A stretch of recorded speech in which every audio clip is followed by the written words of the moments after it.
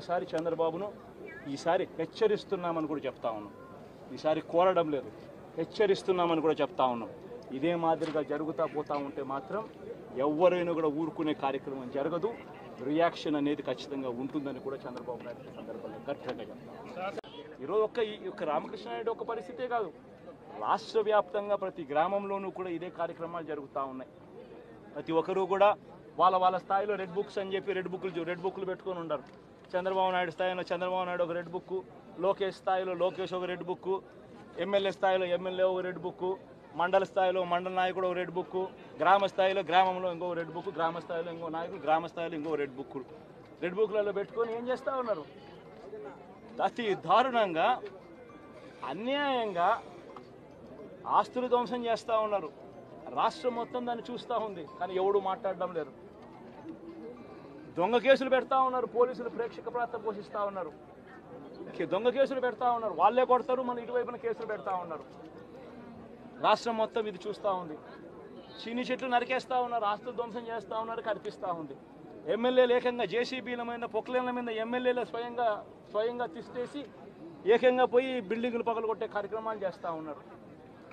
ఇంతటి దారుణంగా నిజంగా చేస్తూ ఉన్నారు అని అంటే ఎల్లకాలం ప్రభుత్వం మీది కాదు, ఎల్లకాలం రోజులు మీయే ఉండవు చంద్రబాబు, అది గుర్తుపెట్టుకో.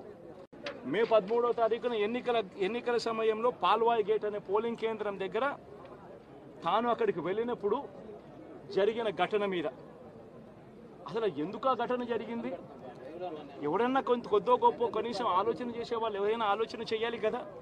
అక్కడ ఉన్న ఎస్సీలను, ఆ గ్రామంలో ఉన్న సామాజిక వర్గం వాళ్ళు గ్రామంలో ఉన్న బూతులు లేకపోయి ఓట్లు వేసే పరిస్థితి లేకుండా ఉన్నప్పుడు ఎమ్మెల్యే అక్కడికి ఆ గ్రామానికి వెళ్ళినప్పుడు ఎమ్మెల్యే ఆ పరిస్థితిని చూసి ఎస్పీకి 4 సార్లు 5 సార్లు 10 సార్లు ఫోన్ చేసినా కూడా ఎస్పీ రాని పరిస్థితిలో ఉన్నప్పుడు, కనీసం సిఐని ఎస్ఐని కూడా పంపించిన పరిస్థితిలో ఉన్నప్పుడు, అటువంటి బూత్లో, సెన్సిటివ్ బూత్లో కేవలం ఒకే ఒక్క హోంగార్డును పెట్టి బూతులు నడుపుతూ ఉన్నారు.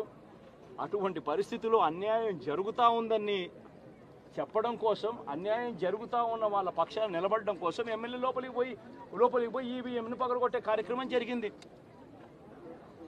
ఎందుకు ఈవీఎంలో నిజంగానే ఎమ్మెల్యేనే రిగ్గింగ్ చేసుకుంటా ఉంటే, ఎమ్మెల్యేకి అక్కడ నిజంగానే ఎమ్మెల్యే పరిస్థితి అంత బాగుండింటే ఎందుకు ఎమ్మెల్యే ఈవీఎం పగలగొడతాడు? అక్కడ పరిస్థితి బాగలేదనే కదా, అన్యాయం చేస్తూ ఉన్నారనే కదా. అక్కడికి పోయినప్పుడు అన్యాయం చూశాడు కాబట్టే కదా ఈవీఎం పగలగొట్టాడు.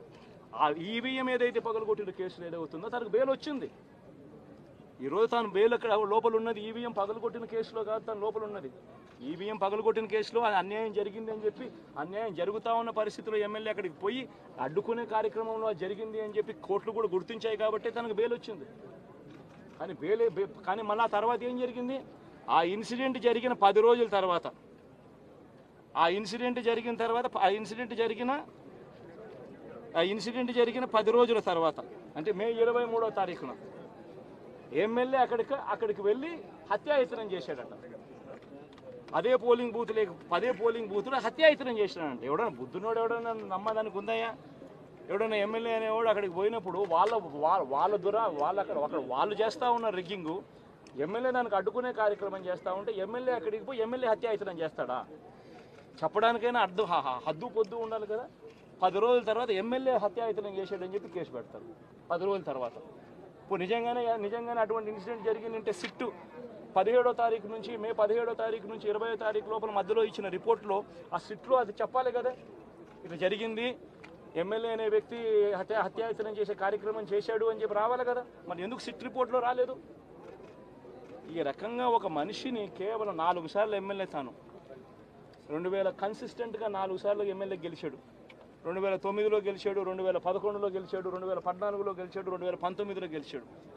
ఒక మనిషి కన్సిస్టెంట్గా 4 సార్లు ఎమ్మెల్యేగా గెలుస్తూ వస్తున్నాడు అని అంటే ఆ మనిషి మంచోడు కాబట్టే గెలుస్తూ వచ్చాడు, ఆ మనిషి మంచోడు కాబట్టే ప్రజలు ఆశీర్వదిస్తూ వచ్చారు.